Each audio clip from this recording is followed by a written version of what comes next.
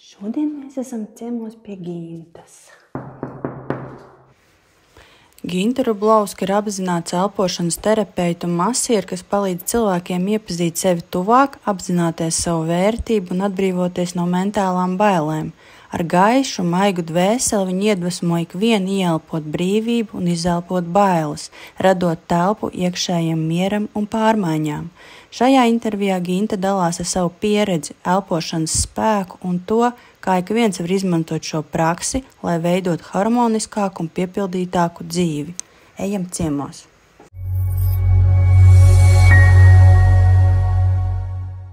Mums būs tā iespēja un paskatīties, kur tad es strādāju ikdienā. Un īstenībā tā ir arī pirmā virtuālā tūra, jo man tādas nav bijušas. Pastāst, ko tu dari un kur tev vēl var satikt?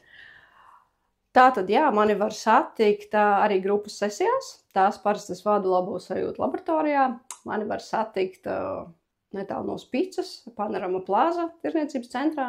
Tur savukārt es taisu liela izmēra vakuma masāžas ar lielām bankām. Un šeit tad, kā jau minēju, strādāju ar individuāliem klientiem.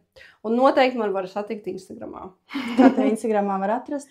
Mani Instagramā var atrast Ginta, tā apakšstrīpiņa Rublovska. Labi, mēs Ginta atnesām arī mazu dāvaniņu. Paldies! Maza, bet vērtīga enzīmu dzēriens. Jā, tas tāds jauns, dabīgs, fermentēts dzēriens, kas lietojot kopā ar uzturu, tev ir ātrāk pārstrādāsies ēdiens un vairāk būs vitamīnu klāt. Un var pasūtīt bioveikals.com. Aha, super. Tas tā kā arī veicina vielmaiņu. Jā, tieši tā, vairāk enerģijas un veicina vielmaiņu. Varam arī viņu attaisīt pagaršot. Ok. Bet tā ļoti prātīgi un lēnām. Probiotiski gāzēts dzēriens vienmēr būs gāzētāks, un uz etiķetes rakstīts atvērt lēnām. Nebeidzās kā. Kā manā... 9. klases izlaidumā man opīts atveda viņa gatavotu vīnu.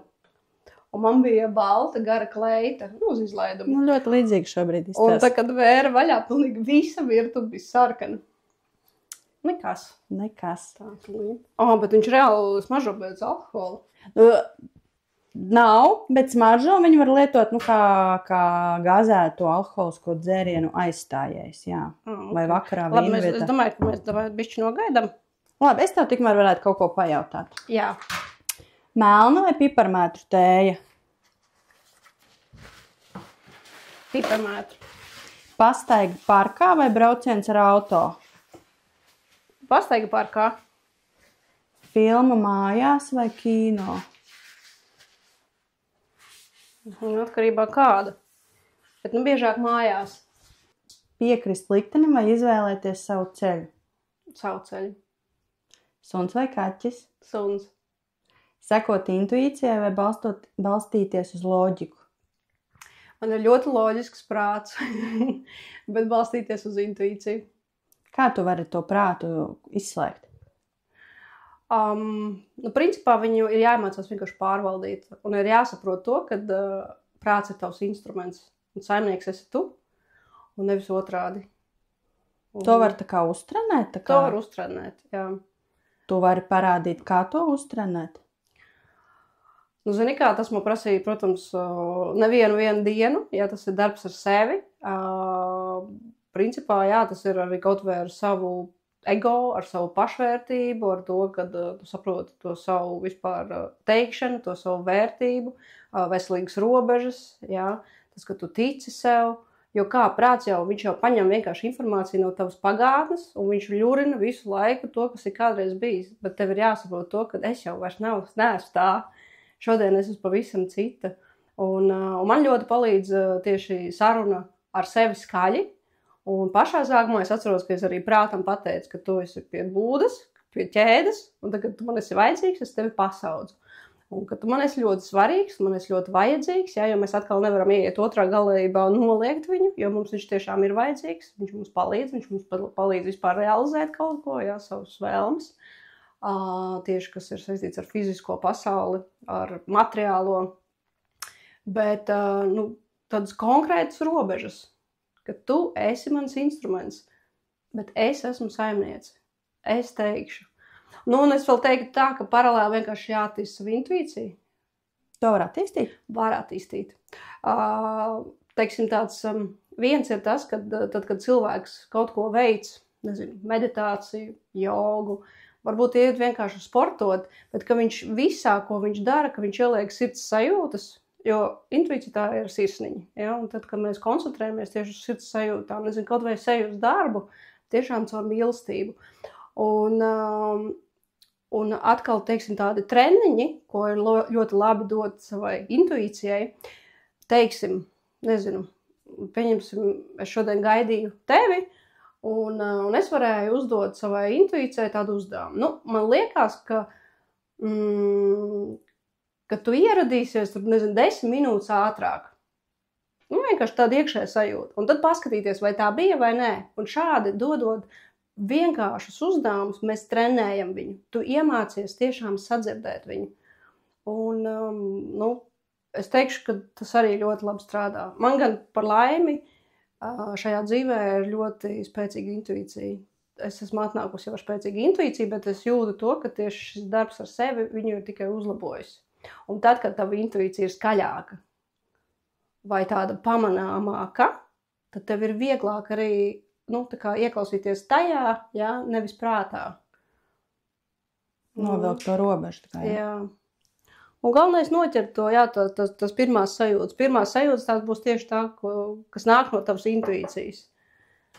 Un prāts būs tas, kas mums piespēlēs idejas no pagātnes vai no nākotnes. Un īstenībā mums ir jāsaprot, ka problēmas sākās tikai 2 variantos.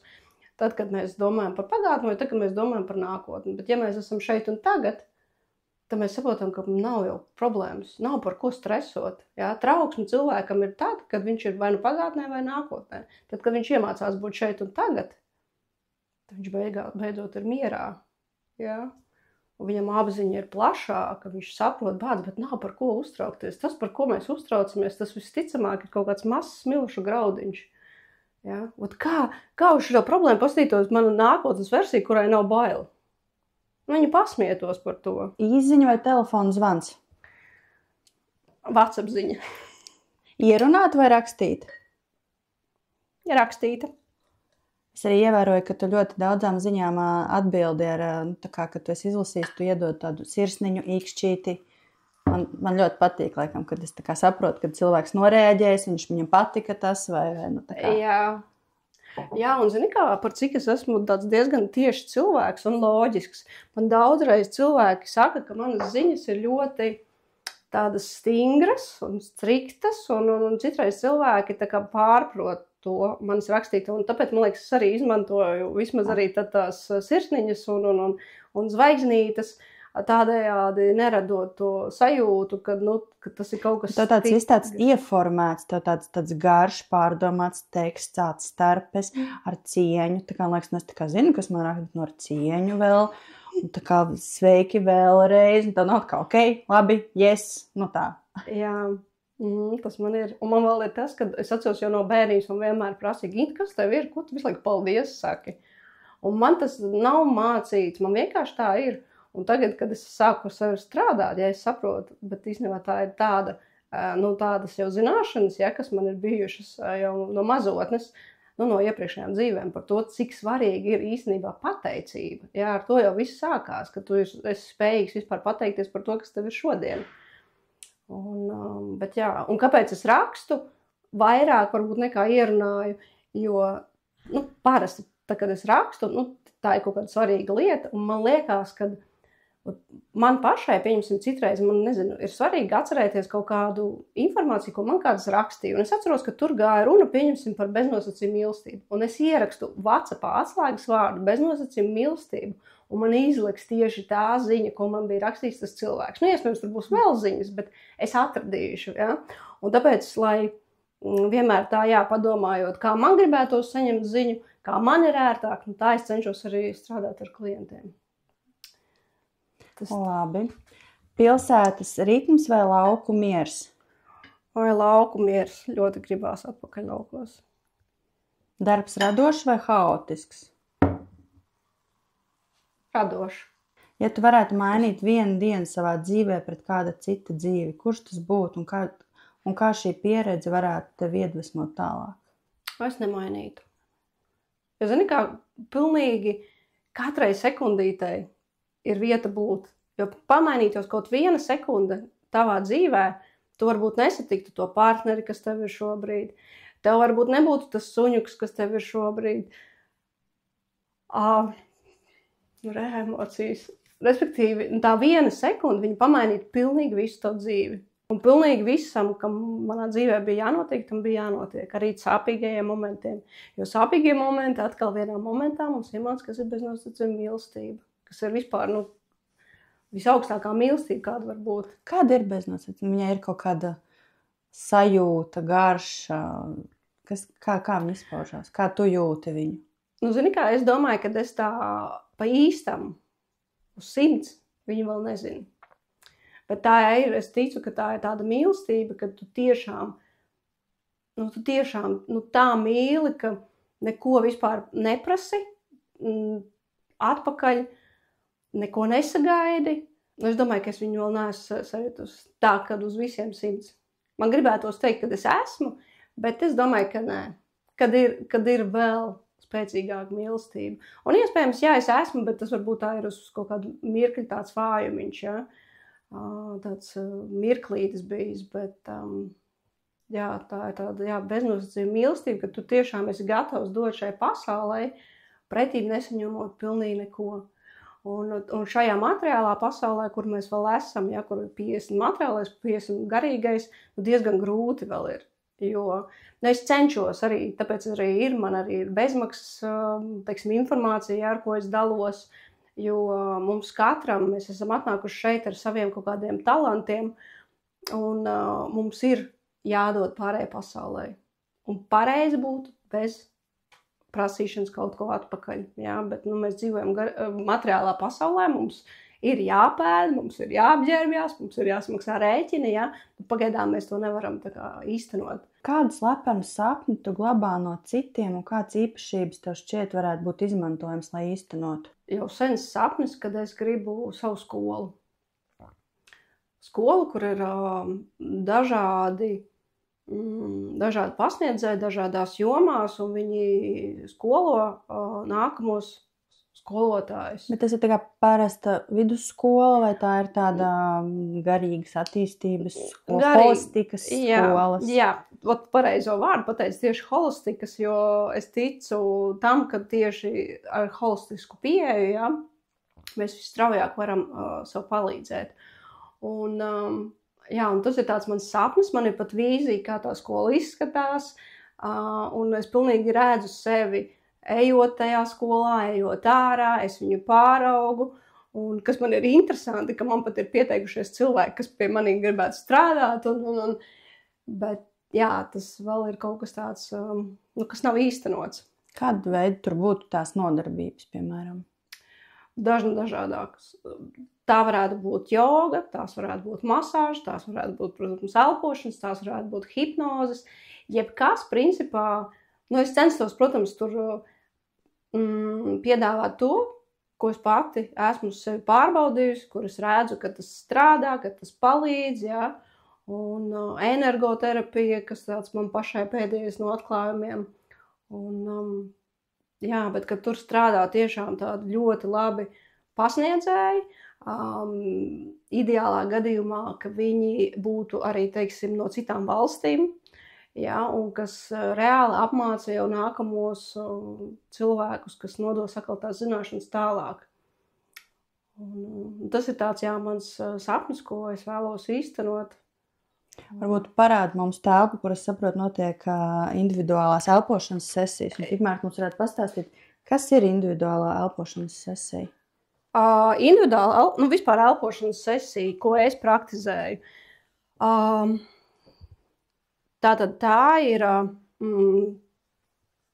viņa bieži vien tiek saukt arī par atzimšanas elpošanu, par enerģijas elpošanu. Es viņu vairāk saucu par apzināto elpošanu, bet tā ir elpošanas tehnika, tāda savienotas elpas tehnika.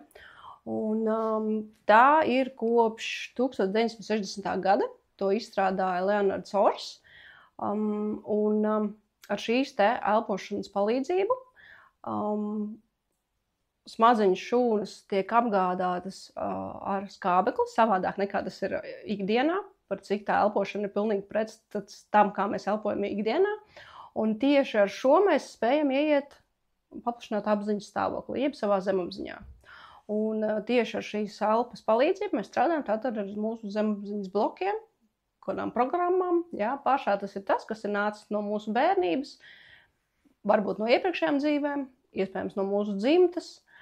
Un tieši individuālā sesija ir tas, kad mēs strādājam tieši ar konkrētā klienta jautājumu, problēmu. Jā. No sākuma mums ir stundas gara saruna. Tas ir, teiksim, līdzīgi kā pie psihoterapeita kaut kur. Un tieši tā saruna mums iedod to virzību, par ko mēs iesim strādāt. Ja? Jo, teiksim, ja cilvēkam varbūt ir aktuāls attiecību jautājums, visticamāk mēs iesim strādāt ar viņu māmu. Jo pilnīgi visas attiecības mūsu dzīvē ir saistīts ar mūsu māmu. Un pilnīgi visās attiecībās mēs meklējam to, ko mums neiedeva bērnībā mamma.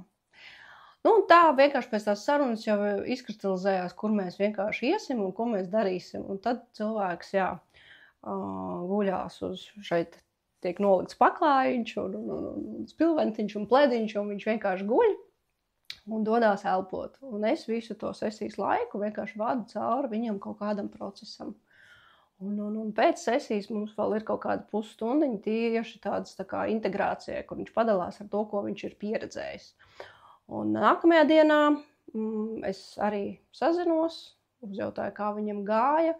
Un no savas puses vienmēr dodu varbūt kaut kādus vai uzdevumus, vai rekomendācijas, vai ieteikumus. Cenšos par to svarīgāko viņam arī aizsūtīt, ko mēs apspriedām.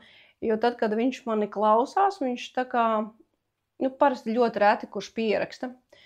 Jo informācijas es ticu, ka es dodu daudz, gribās vienmēr iedot vairāk un vairāk, bet tad es tādus to svarīgos punktus vienmēr aizsūtu rakstiskā veidā, lai cilvēkam pēc tam ir iespēja atgriezties un paskatīties.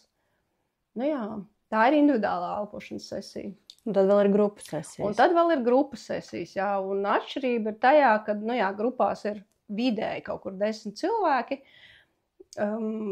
No sākuma nav tā individuālā saruna, bet ir lekcija, teiksim, ja sesijas tēma varbūt būtu, naudas enerģija, tad būs, teiksim, arī aptuveni stunda, būs lekcija tieši par naudu. Un arī es cenšos katru reizi iedot citu informāciju, jo man ir cilvēki, kas nāk uz katru sesiju, un tad, ja viņam tā ir 3. sesija par naudu, lai viņam nav jāklausās tas pats, es vienmēr cenšos iedot jaunu informāciju, kas man pašai ir interesanti, jo es katru reizi arī pati izstrādāju priekš sevis kaut kādus procesus. Un tad, ja gadījumā ir kāds jaunais elpotājs, es izstāstu tehniku, tad mēs dodamies elpot, vādu cauri visus kaut kādam procesam, un beigās atkal ir integrācija, un katram ir iespēja padalīties. Un kas, manuprāt, ir īpaši forši, kad par cik es cenšos būt ļoti atvērta, autentiska, ka nav bijis neviens klients grupu sesijās, kurš nebūtu bijis gatavs dalīties, izstāstīt par kaut kādu savu lietu. Un tas arī rāda pārējiem to sajūtu, ka viņš nav viens, kad arī citam ir tādas lietas. Un īstenībā arī grupās daudzi atzīst, ka jau tā aprunāšanās, tā izteikšanās, tā jau ir ļoti dziedinoša. Un citreiz pat ir tā saka, ka varētu pat neiet elpot, jo viss ir skaidrs. Tā kā, Kuram ir atšķirība, kam vairāk piemērot individuāli un kam grupu, jo es esmu bijusi pie tevīm uz grupu nodarbību. Man tieši patika tā grupa, jo tu tā kā kaut kādu savu atbildi sadzirdi varbūt cita cilvēka kaut kādā pieredzē vai kaut kur. Līdz to atšķirās, kuram vajadzētu tikai nākt uz individuālo vai kuriem ir tieši tikai grupa nodarbības. Es domāju, ka nē, un es īstenībā ieteiktu pamēģināt gan. Jo viens ir jautājumi, ko tu varēsi lieliski atstrādāt grupā, un atkal ir jautājumi, ko labāk ņemt privāti. Un es no savas pieredzes varu teikt vienu. Tad, kad es sāku strādāt ar Ar elpošanu man bija pārliecība, ka grupas nav priekš manis. Es taču nevadīšu grupas. Es pati neeju uz grupām. Man patīk individuāls darbs un es strādāšu ar individuāliem klientiem. Un tad, tā man paveicās, ka toreiz bija Marta, kas man tā kā uzrunāja, kad vajag taisam kopā, jo viņai arī negribējās grupas tā kā vadīt. Un mēs sākām vadīt grupas, un es jums teikšu vienu. Šobrīd es izbaudu tieši grupas. Jo man tiešām patīk tas, kad man ir auditorija, ka es varu runāt lielākam klientu lokam. Ja? Un man, ir arī, protams, privātās, ja? Bet, teiksim, ja man tā tagad ir jāizvērtē, tad šobrīd vairāk jau man ir tiešām tas kaifs, un es jūtu to pilpildījumu lielāku pat grupās, jo es varu izteikties plašākai auditorijai. Un te arī tas stāsts, ja es nebūtu pamēģinājis, es to nebūtu zinājis. Ja? Un tagad es arī zinu to, ka man ir maksimāli daudz jāiet publikā, man ir jārunā, un tāpēc es arī esmu šeit, jo balss tas ir arī mans instruments, kas man ir jāattīsta. Un tāpēc, es ieteiktu vienmēr pamēģināt gan to. Labi, tālāk. Kādu vērtīgu padomu tu vēlētos saņemt no savas nākotnes versijas 10 gadu laikā? Vienkārši, lai es turpinu iesākt to. Jo, kā ir tās dienas, un es ticu, ka tās ir pilnīgi visiem cilvēkiem, lai arī kurā līmenī tu būtu, ka tev liekas, vai tiešām vajag, vai tiešām jāturpina, un vai tiešām šis ir tas, kur man ir jābūt šobrīd, vai tiešām es daru to, kas ir jādara. Un es teiktu tā, vienkārši turpini darīt. Jo arī, pieņemsim tas, ko mēs saņemam, nezinu, ko tu saņem šodien, pieņemsim naudu, paņemsim to, ko tu saņem šodien, tas nav par to, ko tu izdarīji šodien. Tas ir par to, ko tu izdarīji varbūt pusgadu atpakaļ, varbūt gadu atpakaļ. Un tā ir ar jebko, ka viss mūsu dzīvē atnāk ar nobīdīti. Un ja es tagad pabeigšu, un ja es neturpināšu, pēc 3 mēnešiem būtu jau izpildījies, es būtu sasniegusi to mērķi, bet es vienkārši padevos. Bet ir jāturpina. Tev ir skaidri jāzina, kur tu gribi nokļūt, un vienkārši turpini. Un tu vienmēr vari uzdot jautājumu, vai šo te darbību veicot, es nokļūšu tur, kur es gribu. Ja?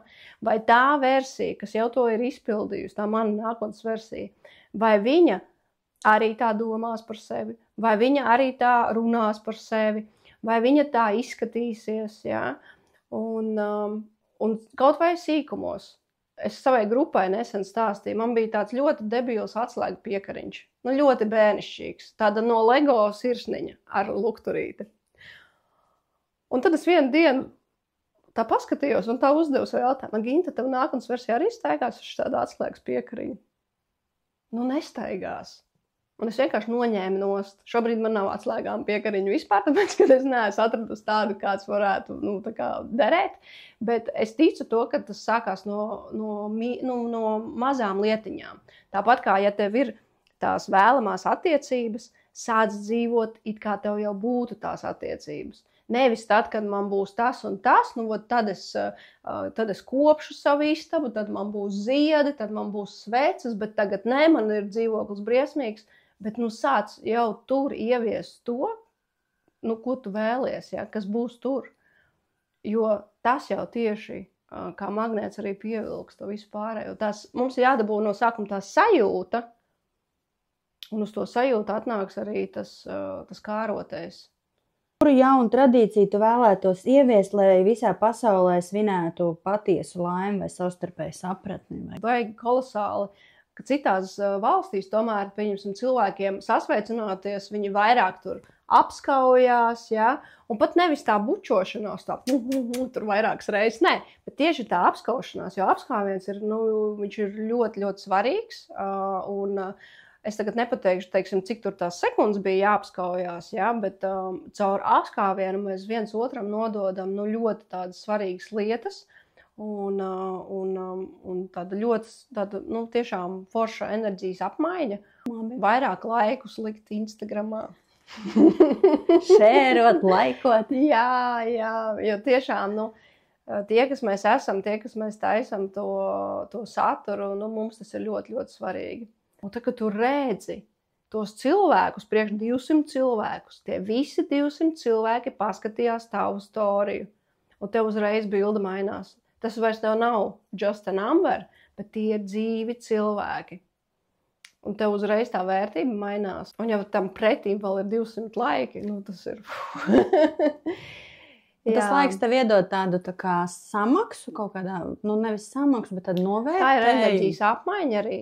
Jā. Jo tu jau iegūdi laiku, lai izveidotu saturu, nofilmētu, ierunātu, atrastu informāciju. Jā. Un zini kā, tie, kas veido, tie arī saprot to, jo citreiz tu vari pie postu pavadīt, 3 stundas, jā. Citreiz pat ilgi. Citreiz tev tikai mūziku izvēlēties, tas jau prasa zināmu laiku, jā. Un protams, man par laimi man patīk, tas ir mana radošā tāda pašizausme. Es zinu, ka tajā momentā mana mūza strādā, kad es tur kanvās taisu tos visus dizainiņus. Man tas patīkās, jā. Es domāju, ka jebkurš cilvēks piekritīs, cik svarīgi ir par pateiktu paldies, jā.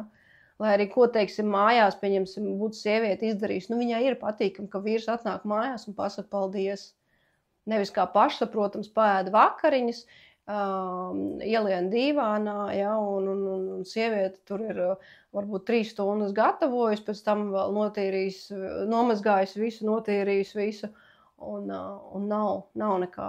Ja. Un tas ir ļoti, ļoti būtiski ikvienam cilvēkam. Tikai mēs ikdienā citreiz neaizdomājamies līdz tam, jo mēs esam ļoti pārņemti ar savām kaut kādām lietām. Ja. Mēs neesam klātesoši. Mēs domājam tātad, kā es teicu sākumā, par nākotni, par pagātni. Kāds mūzikas skaņdarbs vai grāmatas varonis vislabāk atspoguļo tavu dzīvi? Es domāju, ka Dulais Dauka. Tur tā multene, viņa daudziem cilvēkiem vispār rada negatīvas sajūtas, bet tur ir tāds mazs puisēns, un viņš vienkārši saprot to, ka nav tā, kā viņam māca tajā skolā. Viņi tur tajā skolā grib tādos rāmjos likt, kā jau mūsu tās skolas sistēmas, ja? Un viņš tur saprot to, ka nav tā, un ka viņš neies tā, kā viņam tur liek pa dzīvi, ka viņš grib iet to savu ceļu. Un beigas tur ir tādas, ka viņš iekāp laivā, un viņš aizbrauc jūrā. Beigās izdomā pats, vai viņš nomira, vai viņš atrada laimi citur, ja? Bet tam jau nav nozīmes. Bet tas, ka viņš pieturējās pie tā, ka viņam ir viņa ceļš, un viņš iet to savu ceļu, un ka viņu neieliks tajos rāmjos. Un es tiešām izjūtu sevi kā to Dulo Dauku, jo agrāk tā, protams, nebija, bet tad, kad es sāku ar sevi strādāt, es arī sapratu to, ka man nevar ielikt tajā rāmī. Un es ļoti labi redzu, kad kāds to grib izdarīt, un es vienkārši, es uzreiz vienkārši eju prom no turienes. Mani nevar ielikt rāmī. Rāmjos ielikti cilvēki ir ērti cilvēki? Jā, tie ir, cilvēki parasti, kas ir bailēs.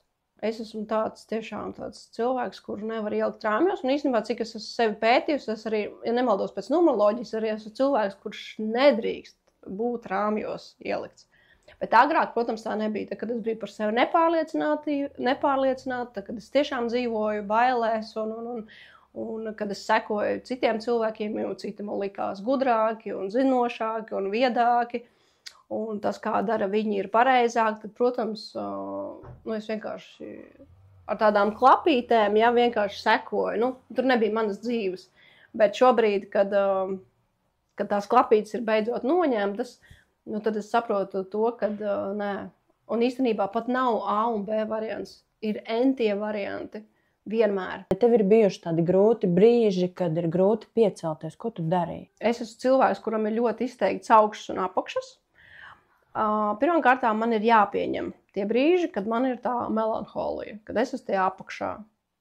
Un tajā apakšā es tātad pieņemu, ka man šodien ir tāda diena, bet tur vienmēr būs kaut kāds stāsts, ko man tās sajūtas šobrīd grib pateikt. Ja? Pieņemsim, kāpēc man ir tās skumjas šodien. Ja?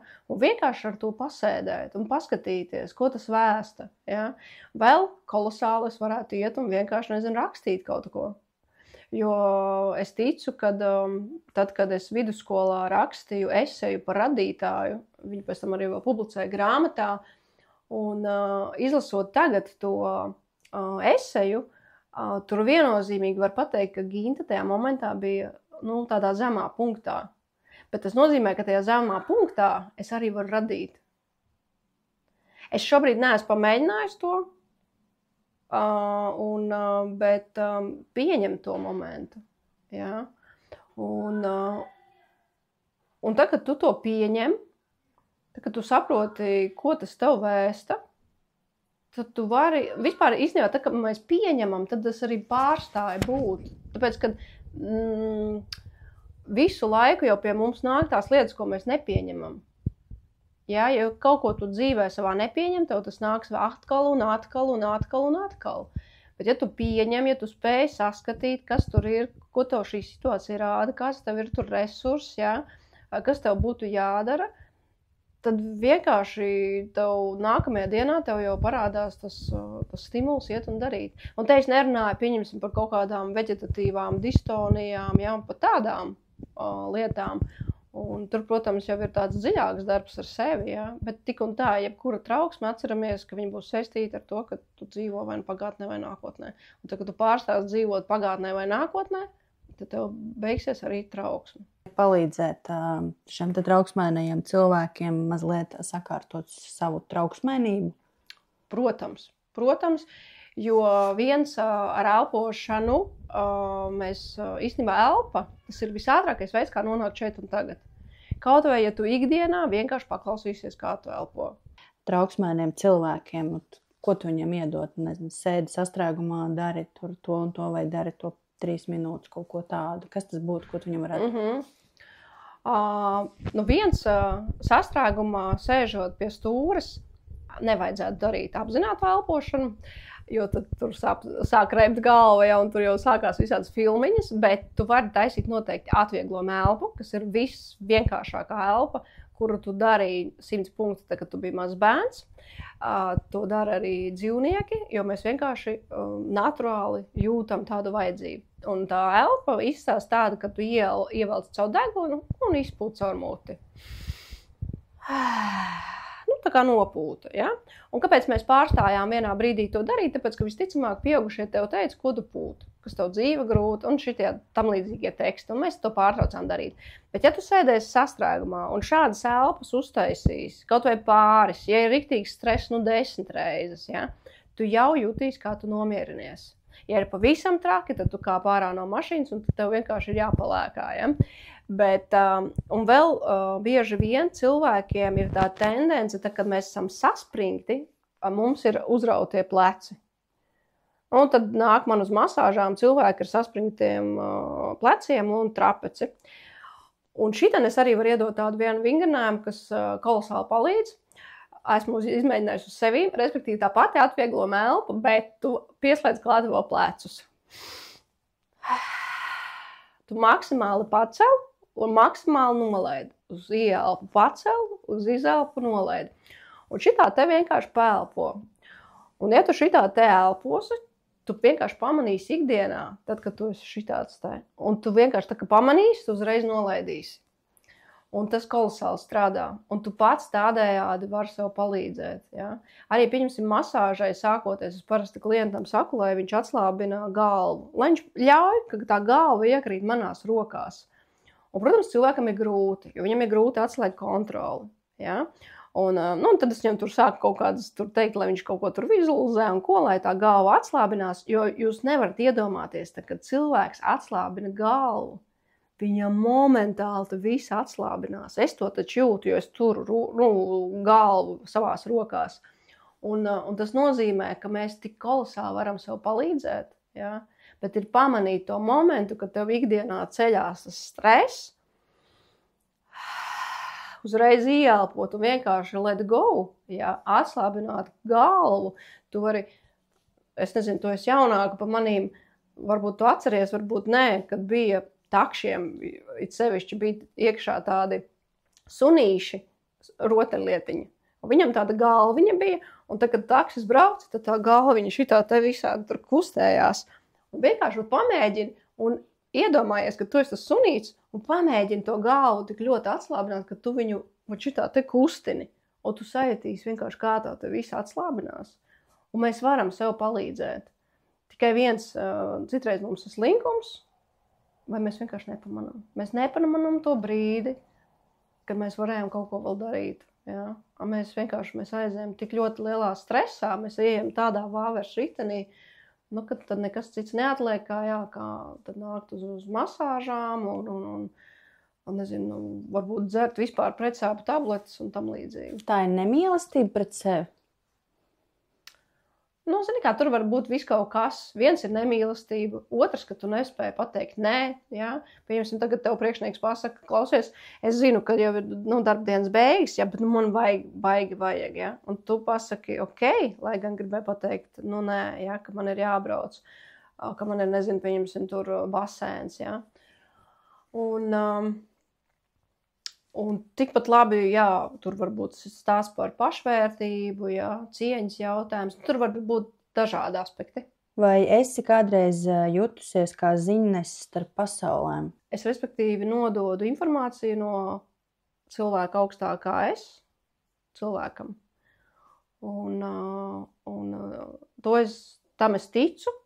Tam es esmu ticējis jau ļoti sen, un pēc tam man nāca arī apstiprinājumi tam, kad es varu cilvēkam nodot informāciju no viņa augstākā es. Man citreiz ir pat, ka es dzirdu tādas konkrētas balsis, konkrētu tekstu. Man pat ir sajūta tā, ka es nebūtu teikusi tā, es būtu savādāk pateikusi, bet, ja man saka tā, tad ir tā. Un es pagaidām neesmu to attīstījusi tādā līmenī, kad es varu, teiksim, tā kā uz sitienu, tā kā to sadzirdēt, ja, un nodot tev. Tas vienkārši atnāk kaut kādā momentā. Un es ticu, ka varbūt arī, ka tā tam ir jābūt. Jo varbūt tā ne ar visiem cilvēkiem man ir tieši tāda miedarbība, ja. Bet tā, vadoties pēc intuīcijas, es ticu, ka es vienmēr tiešām cilvēkam pasaku tieši to, kas viņam bija jādzird. Kā tu aprakstīt savu iekšējo pasauli vienā teikumā? Kas interesanti, man pirmais vārds bija krāsaini. Tas ir man pat pašai pārsteigums, jo man vienmēr ir bijusi pasaule melnbalta. Un šis ir tāds pirmais moments, jā, kad es piefiksēju, ka tagad viņa ir palikusi krāsaina. Kāda ir visbiežāk pieļautā kļūda cilvēku attiecībās, savstarpējās attiecībās? Biežākā kļūda ir tā, ka mēs vainojam otru. Tas ir narcisms? Tas ir vieglāk. Tas ir izdzīvošanas veids, lai izdzīvotu, jo es tā kā nolieku otru, un tas sanāk, kā tad... Tas ir vieglāk, jo neuzņemamies atbildību, un īstenībā cilvēkam ļoti ilgi jāstrādā ar sevi, kamēr viņam ir tā sapratne to, ka nav vainīgo, jā, dvēseli līmenī vispār nav vainīgo. Jo tas, ko tev otrs izdarīja, vai tas, ko tu otram izdarīji, par to jūs bijāt vienojušies. Ja? Tā tad nevar būt vainīgo. Bet vēl otrs tas, kad saprast, ka tas, ko tas cilvēks dara vai nedara, tas, kāds viņš ir un ko, tur ir pilnība atbildība tev jāuzņemās uz sevi. Tāpēc, ka tas ir tavs spoguļattēls. Tu nevari rādīt ar pirkstu spogulī un vainot spoguli. Tev ir jāpagriežās pret sevi un jāvaino sevi. Es domāju, ka tā ir vislielākā kļūda, jo mēs vienmēr gribam vainot otru partneri. Vienmēr vai nu vīrs ir slikts, vai sieva slikta, jā. Bet līdz vienam brīdim, jo vienā brīdī, un jo vairāk cilvēks arī ir sevi strādājis, jo īpaši zemapziņā, viņš saprot to, ka īstenībā nav vainīgo vispār. Jā, atbildība ir mana, bet vainīgo nav. Es arī neesmu vainīgs. Jā, atbildība ir man, bet es neesmu vainīgs. Vai ir dvēseles radinieki? Jā, noteikti ir. Un man ir tādi pāris cilvēki, kurus es izjūtu tiešām kā dvēseles radiniekus, ka es jūtu, ka, teiksim, mums ir iepriekšējais dzīves bijušas kopīgas, ka es izjūtu, pieņemsim, konkrēto cilvēku, nezinu, kā savu māsu. Jā, tā sajūta, ka jūs esat tikušās. Jā, vai kādu cilvēku, tur nezinu, kā savu brāli vai kā savu tēvu. Un es cik pati esmu strādājusi te gan tieši caur hipnozēm, es esmu bijusi arī dvēseles mājās, redzējusi sevi kā dvēseli, un es tiešām ticu tam, ka mēs kā dvēseles dzīvojam tādās tā kā grupiņās.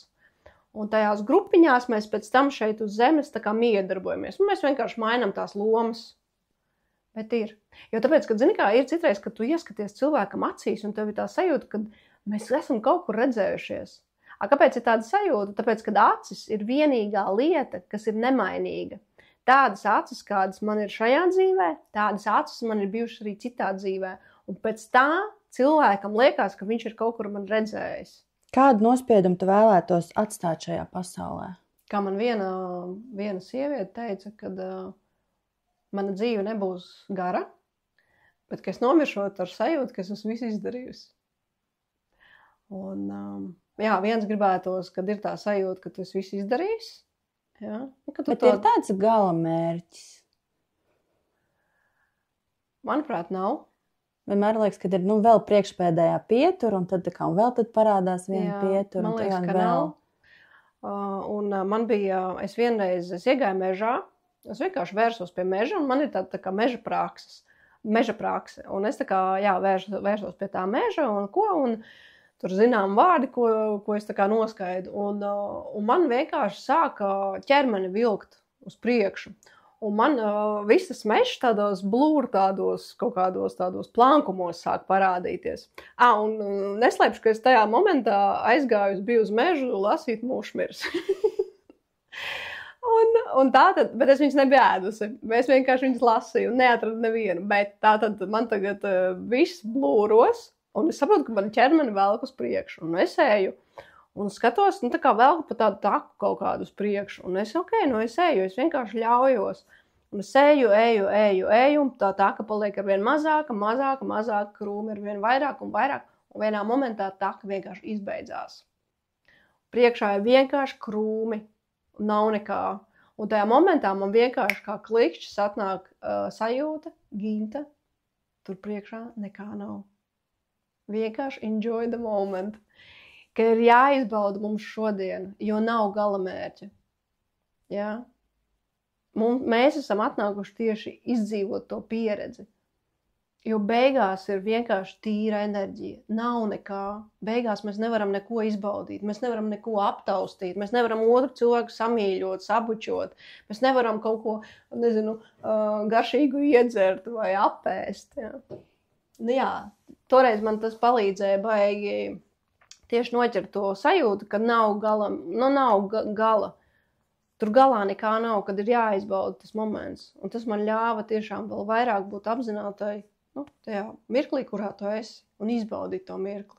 Bet tev ir kaut kāds tāds dzīves saraksts, ko tev jāizdara, ko tu esi izdarījis un ko tu vēl gribētu izdarīt? Vai tu tiešām baudi dienu no dienas? Vai tas tam būtu melots? Jā, man nav tāda saraksta, kas būtu obligāti jāizdara, bet man ļoti gribās pieredzēt to, ka es esmu bagāta. Man tad tik ļoti gribās. Es atceros, tu elpošanas praksē stāstīji par privāto lidmašīnu. Jā. Un vienu brīdi es to biju atlikusi, bet es arī sapratu, jo ko mans prāts izdomāja, baigi daudz jādara, lai tas būtu. Davai, taču nevajag, var taču tā pieticīgāk. Bet es šajā dzīvē es gribu izjust, ko nozīmē, un pat nevis tāda bagātība, bet turība, ka es spēju arī noturēt to naudu, ja? Ka man ir tiešām tā brīvības sajūta, kad tev ir iespēja īstenot jebkuru tavu ideju, ja? Palīdzēt arī citiem cilvēkiem. Burtiski es pilnīgi sajūtu to ķermenī, kā tas varētu būt. Ja? Es izjūtu to savu ķermeni un kā viņš jūtās tādā, dārgā kostīmā. Es nezinu, pat pēc sajūtām es esmu vēl tievāka, bet pilnīgi es jūtu sevi tur, un man tik ļoti to gribās pieredzēt. Bet tev tieši gribās to materiālo tādu turību, ja? Dārgs kostīms, dārgas tur somi. Tas vairāk tieši tas materiālais, jā. Jo, zini, kā atkal par to garīgo pusi, ir skaidrs viens, kad es ļoti izbaudu iešanu pašizaugsmē. Man nav tas, ka atkal tur jāstrādā ar savu iekšējo bērnu, vai atkal tur ar tēti jāstrādā, ja? Jo es saprotu, ka katru reizi, ka es to daru, es eju jau citā līmenī, un es izbaudu to, jo man pašai es esmu beidzot interesanta. Jo agrāk man ar sevi bija diezgan boring. Man likās, visi citi jūs esat interesantāki. Bet tagad, kad es ar sevi strādāju un kad es sevi iepazīstu ar vien vairāk, man ir kļūst interesanti. Un tāpēc tā puse man ir skaidrs, ka tā nekur nepazudīs. Ja? Jo man būs skola. Ja? Un es gribu arī grāmatas uzrakstīt. Man ir tiešām tādas lietas, ja, ko es gribētu. Bet, ja tu man tā pasaki, tāds, jā, kurš ir tāds, ko es točni gribētu, jā, es reāli gribu izjust to turību, to bagātību. Jo mums jau šeit ir neierobežotas iespējas un neierobežot naudas apjomi. Ja? Mēs to visu varam dabūt gatavu. Un ja jau tas ir šeit uz zemes, kāpēc to neizbaudīt? Uztaisīt skolu. Jā, prakses vietas, bezmaksas konsultācijas varbūt cilvēkiem, jā, kuriem... Arī. Un īstenībā, jā, man ir arī tāda interesanta lieta, ka es arī tā domāju, piemēram, tiem pašiem cilvēkiem, kurmēmiem cilvēkiem, jā. Viņiem ir opcija strādāt ar sevi. Viņiem ir opcija pēlpot. Bet tas ir man tāds jautājums, man ar tiem cilvēkiem kaut kas saista. Un iespējams kaut kur man būs kaut kāda sadarbība un varbūt es iemācīšos palīdzēt arī tādiem cilvēkiem. Labi, mēs jau tuvojamies beigām, un tad ir pēdējie jautājumi. Ko tu gribētu pajautāt man? Kā tu nonāci līdz šai idejai? Intervēt cilvēkus. Šī ideja, ļoti labs jautājums. Šī ideja nāca negaidot līdzīgi, iespējams arī kaut kādā manā dzīves zemā punktā, darbā sēžot un vispār, ko tad, Marta, tu gribētu darīt, jo vispār es esmu kā pārdošanas speciāliste, ja? Un tad man tā kā gribējās sevi atrast, un gribējās paklausīties dažādas šīs te praktikas, jo kaut kādā brīdī varbūt es tā kā tāds traka skrēju pa visurieni, elpoju, jogoju, meditēju un tā tālāk. Tā kā liekas, gribēju apskriet apkārt zemeslodei, bet tā atbilde jau ir mūsos pašos tepat tajā 1 kvadrātmetrā.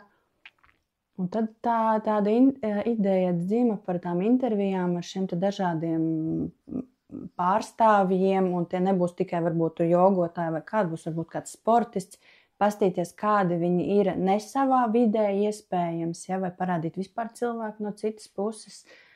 Un otra lieta, kāpēc man bieži jautāja, kāpēc es neparādos otru pusi kamerai, tā doma bija, lai nemaisītu to saturu, vai tā kā, varbūt viņam saistās, es saistos ar kaut ko citu, un te viņiem, man liekas, tā mazliet tās nojauktu to domu.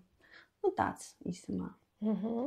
Bet varbūt kaut kad droši vien parādīšos arī otru pusi kamerā. Tad, kad es tevi uzaicināšu uz laivu. Jā. Un tad pēdējais ir, ja šī intervija būtu vēstījums, ko klausītāji, sekotāji gribētu noklausīties pēc 30 gadiem, vai tu pati gribētu noklausīties, ko tu gribētu pateikt šodien?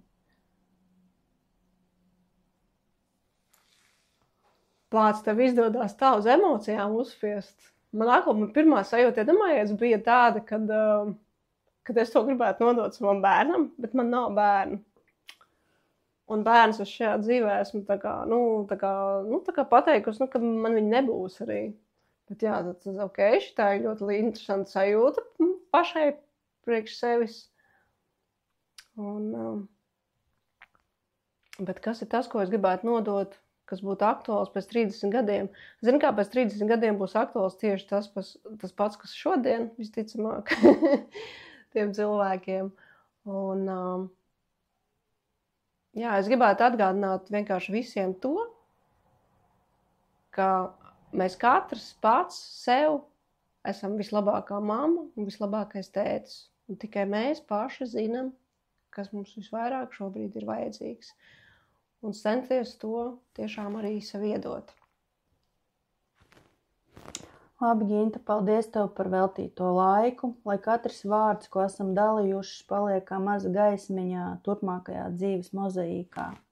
Lai jautājumi ved tālāk un atbildes ved dziļāk, un lai ceļš, kuru ejam, vienmēr atrod savu elpu, gan ielpu, gan izelpu. Paldies tev par šo kopīgo mirkli. Jā. Paldies. Jā, tiešām, lai katrai atbildēji seko nākamais jautājums. Paldies!